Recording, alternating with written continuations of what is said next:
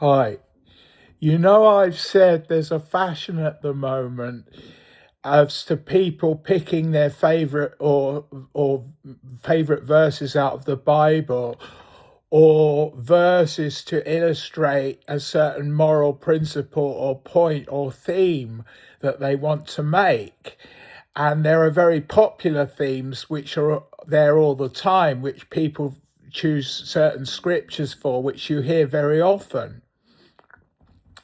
But I was saying that it's also good to listen to the Bible as an audio book and to listen to vast amounts of it and vast quantities of it and to hear it and to see it all in its context, because the Bible, although it is verses that you can pull from the Bible to say very important messages about people in real life, it's also in context of the Bible, which you can enjoy and listen to in its context. The Bible is just as much about its context as it is about the individual verses it contains.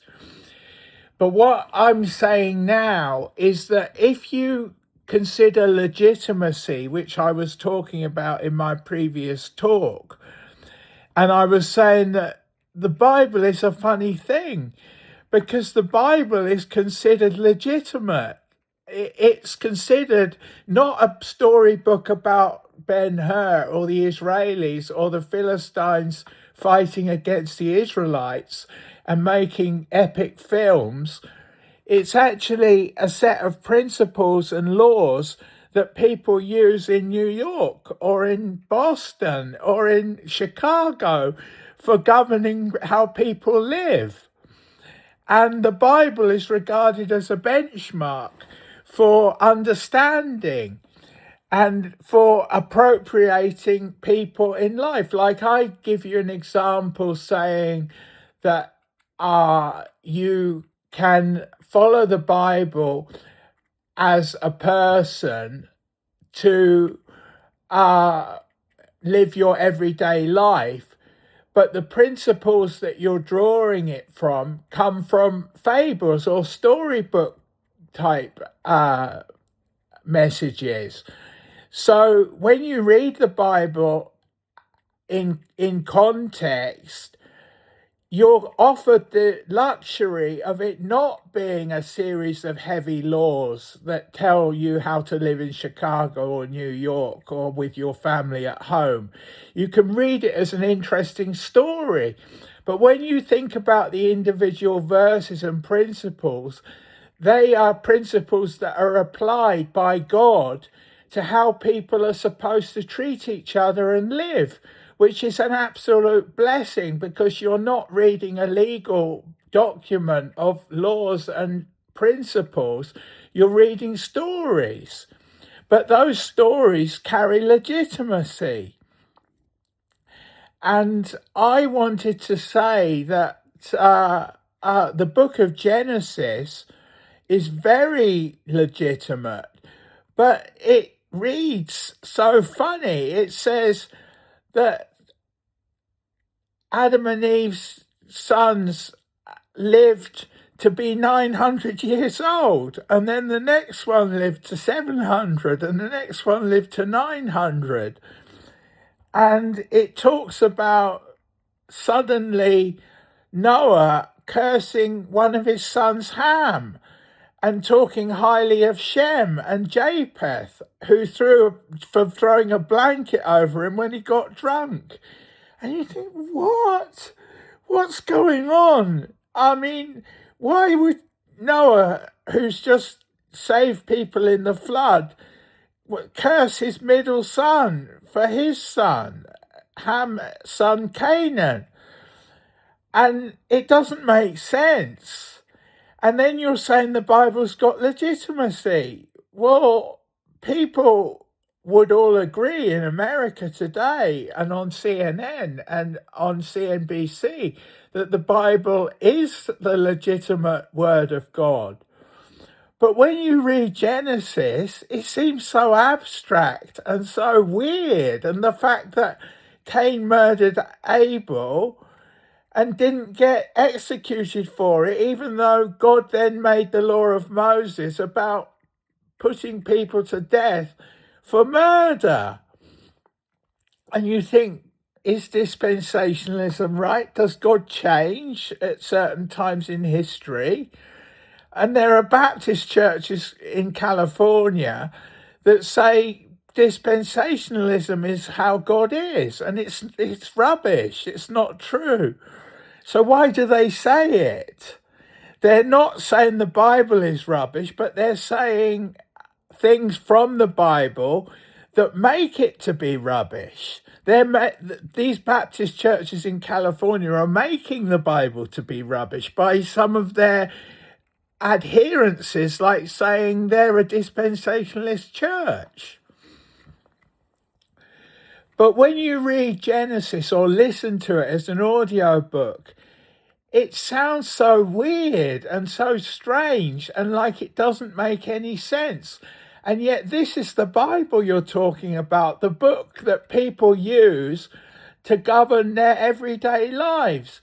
Like there's one example I read yesterday in First Chronicles 16, about when the Israelites and the prophets of the Israelites would travel to different regions and meet different kings in different towns and lands. Those kings and leaders were told to treat them well and not to harm them in any way. Well, that's very interesting to read, like Goldilocks and the Three Bears, to read something like that. But if you think about the principle itself, it's actually used today. That, for example, I've traveled a lot. I've been to America, I've worked in California, I've been to Israel, I've been to Finland, I've been to Norway, and I've gone to all these different cultures that have totally different principles. Like Britain isn't a culture of following churches and the Bible, whereas Norway is. And yet I've been treated very well and not disrespected when I've visited cultures that emphasize a different theme of living and a different way of life. And that comes directly from 1 Chronicles 16, from the principle I just said about kings being warned to treat God's people with respect and not to prejudge them and not to mistreat them. And yet when you read it in the Bible, it doesn't come across as heavy as that. It just comes across as a nice idea for how those few Israelis were treated when they would try to make a land for themselves and to occupy Canaan, which is in Judea and Samaria, Israel. And it's nice to read because it's like watching Ben-Hur on the television, an epic film of war between Philistines and Israelis, and about how the Israelis survived. But the principles that you read when you listen to the Bible in vast amounts are principles that you apply today to real people's lives without the finesse and the frivolity and the decoration of it being Bible stories, as though it's a legal stipulation, and the 10 Commandments being a legal stipulation. But what I'm saying is that when you read the Bible in context, it doesn't come across like that. It comes across like it's stories. And you would even question, listening to the book of Genesis, whether it does have legitimacy, because you can think, is this what people are saying in real life in Tesco's and in Edinburgh and in Chicago? Is this what people are going by as to how people should be treated and how they should live? Stories like this that are like stories from Jesus of Nazareth or Ben-Hur. And that's the way the Bible is supposed to come across. It's not supposed to come across like a book of a lawyer would read you in court. It's supposed to come across like stories. But when you listen to Genesis, it seems so abstract, and people living to 900, which is just God's way of saying that generations passed. And it's facetious because it's trying to say that although there was a murder between Abel and Cain, Abel was murdered and Cain was the murderer, that even though people lived to 900 and then their children lived to 900 and their children lived to 900 and their children lived to 900, and then Noah was born, and Noah was still cut up about Cain killing Abel thousands of years earlier, because sin didn't happen that often. So then you can see how saying people live to be 900 is making a valid point about how sin isn't watered down with the passing of time. And then you can see that things that seem abstract in the book of Genesis or don't tie up, or Cain having a mark put on him so that he wouldn't be executed, some of it's facetious and is trying to show the opposite meaning of what should have happened. And the Bible is then regarded as having far more legitimacy than what it has, although everybody would say the book of Genesis and the Bible has legitimacy because they in 2026 appropriate laws from it. Yet when they read it as a story, they don't understand it. And they say, yeah, we still say this is the word of God, this has legitimacy, but they don't understand its legitimacy.